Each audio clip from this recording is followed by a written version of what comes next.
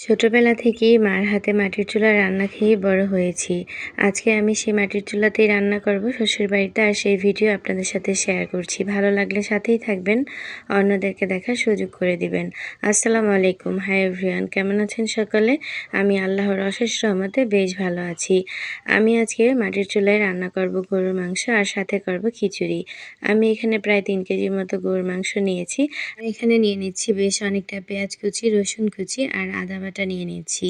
আমি এখানে রসুন কুচিটা নিয়েছি কারণ গরুর মাংস হতে যেহেতু অনেকটা সময় লাগে, তার মধ্যে কিন্তু পেঁয়াজের সাথে রসুনটাও গলে যাবে। চাইলে আপনারা কিন্তু এখানে বাটাটাও ব্যবহার করতে পারেন। এরপর এখানে দিয়ে দিচ্ছি প্রয়োজন মতো তেল। যেহেতু গরুর মাংসে তেল থাকে তাই তেলের পরিমাণটা একটু কমিয়ে দিয়েছি। আর এই পর্যায়ে দিয়ে দিচ্ছি হলুদের গুঁড়ি, সেই সাথে দিয়ে দিচ্ছি মরিচের গুঁড়ি, এরপরে দিয়ে দিচ্ছি ধনে গুঁড়ি। আর এখানে কোনো এক্সট্রা গুঁড়া মশলা আমি অ্যাড করব না। এখানে সব গুঁড়া মশলাগুলো আমার দেওয়া শেষ হয়ে গেছে। এখন আমি এখানে অ্যাড করে দিচ্ছি এলাচ, লং, সেই সাথে দিয়ে দিচ্ছি দারচিনি, তেজপাতা, শুকনো মরিচ। শুকনো মরিচটা দিলে ভালো লাগে, ঘ্রাণ ভালো হয় এবং দেখতেও কালারটা খুবই সুন্দর হয়, তাই আমি অ্যাড করেছি। আপনারা চাইলে এটা স্কিপ করতে পারেন। এবার এই সব কিছু খুব ভালোভাবে মশলার সাথে নেড়েচেড়ে মিশিয়ে নিব। দেখতেই পাচ্ছেন আমি কিভাবে এটাকে মাখিয়ে নিচ্ছি। একটু বেশ কিছু সময় নিয়ে এটা কাজটা করে নেবেন, তাহলে মাংসের সাথে মশলাগুলো খুব ভালোভাবে কিন্তু মিশে যাবে। আপনাদের হাতে যদি সময় থাকে সেক্ষেত্রে কিন্তু 1 ঘন্টার জন্য মেরিনেট করে রাখতে পারেন। আমার হাতে সময় নেই, তাই আমি আজকে সাথে সাথেই রান্নাটা করে নিচ্ছি। চুলায় আগুন দিয়ে দিয়েছি এবং ঢাকনা দিয়ে ঢেকে রেখেছিলাম। প্রায় 5-7 মিনিট পর এরকম বলক চলে এসেছে, তারপরে একটু নেড়ে চেড়ে দিলাম। এবার ঢাকা দিয়ে ঢেকে জাল করব অনেকটা সময়। বেশ অনেকটা সময় জাল করেছি, তারপরে দেখুন আমার মাংসটা প্রায় অর্ধেকটা কিন্তু হয়ে এসেছে। এই পর্যায়ে সেদ্ধ হয়েছে কিছুটা, আমি এই পর্যায়ে একটু খুব ভালোভাবে কষিয়ে নিচ্ছি। কষানোর মধ্যে যখন ঝোলটা একটু কমে আসবে তখন এখানে আমি অ্যাড করে দিচ্ছি আলু। গরুর মাংস আলু ছাড়া আমার কাছে ভালো লাগে না, আর আমার বাসার সবাই আলু খুবই পছন্দ করে। এবার এই আলুটা দেওয়ার পরে 4-5 মিনিট ধরে এভাবে অনবরত নেড়ে চেড়ে এই মাংসটাকে আমি কষিয়ে নিব। কষানোর মধ্যেই কিন্তু আলুটা কালারও চেঞ্জ হয়ে আসবে, বেশ অনেকটা সেদ্ধ হয়ে যাবে। দেখতেই পাচ্ছেন আমি কিভাবে কাজটা করে নিচ্ছি। এই পর্যায়ে আমি এখন হালকা কুসুম গরম পানি এখানে অ্যাড করে দিলাম। এবার আমি ঢাকা দিয়ে ঢেকে দিব আর অপেক্ষা করব প্রায় 15 থেকে 20 মিনিটের মতো। 15-20 মিনিট পরে ঢাকা উঠিয়ে নিচ্ছি আর একটু খুব ভালোভাবে নেড়ে চেড়ে দিচ্ছি আর দেখে নিব ঝোলটা কীরকম হয়েছে। এই যে দেখুন আমি কিন্তু ঝোলটা খুব বেশি শুকিয়ে নিব না, কারণ যেহেতু খিচুড়ির সাথে খাবে একটু ঝোল না হলে ভালো লাগবে না। এখন এখানে 2 টেবিল চামচের মতো জিরা গুঁড়ি অ্যাড করে দিলাম।